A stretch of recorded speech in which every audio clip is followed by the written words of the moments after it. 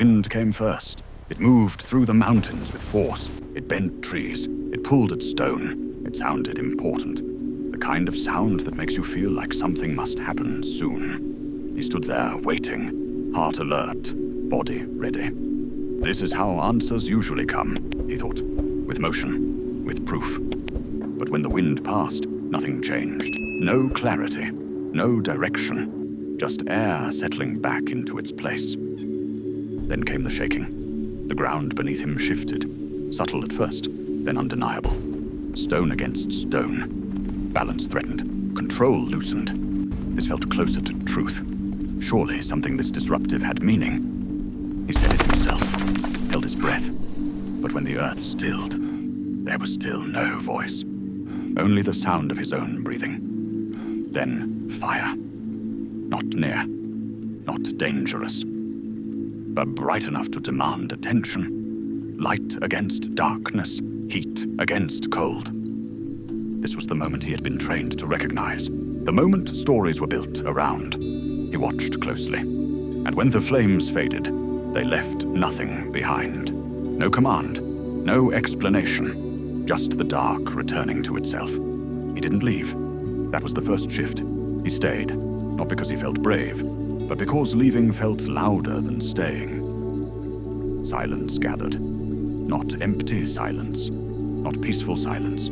The kind that makes you aware of yourself, your thoughts, your doubts. The kind that asks nothing but attention. At first, it felt like absence, like being overlooked, like having done everything right and still not being answered. If you've ever waited like that, for a sign that didn't arrive, you know how quickly silence can feel personal. If this moment feels familiar, this might be a good place to stop scrolling. Not forever, just long enough to stay with the quiet. If you want more stories like this, stories that don't rush meaning, you can quietly like the video now. No announcement needed. Silence continued, and then, not a sound exactly, more like awareness. A gentleness that didn't interrupt, a presence that didn't need volume. It didn't come from the sky. It didn't shake the ground. It arrived the way breath arrives, only noticed when you stop reaching for it. And for the first time, he understood something, without being told. That not all truth raises its voice. That some answers arrive only after expectation has learned to sit down. He covered his face. Not from fear, from recognition. Because this wasn't the kind of moment you analyze. It was the kind you respect, by not touching too quickly. He realized then, the waiting hadn't been punishment. The silence hadn't been distance. It had been invitation, an invitation to listen without demanding, to be present without being impressive, to exist without narrating the experience.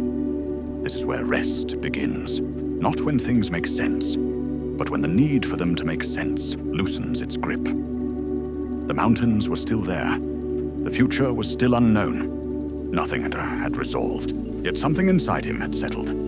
If you're still listening, you might be carrying a similar question. One that hasn't been answered loudly. One that hasn't been answered at all. And maybe the most honest thing you can do right now is not search for clarity, but allow yourself to stay. If you want to tell me, or tell yourself, what silence has been teaching you lately, you can leave a comment. Not to explain, just to name it. Even a few words is enough. He stayed a little longer, not waiting for more, just being. And when he finally turned away from the mountain, he didn't carry instructions. He carried something steadier, a trust that didn't depend on noise, a faith that didn't rush itself, a rest that didn't need to be defended. This is how formation happens, not in spectacle, not in force, but in moments so quiet they can only be heard by those willing to remain. If you want to keep walking through stories like this, slow stories, quiet stories, forming stories, you can subscribe. No urgency, no pressure, just a signal that you're willing to stay when the world gets quiet. The wind did not return. The fire did not reignite. And that was enough. Because rest had finally learned how to speak.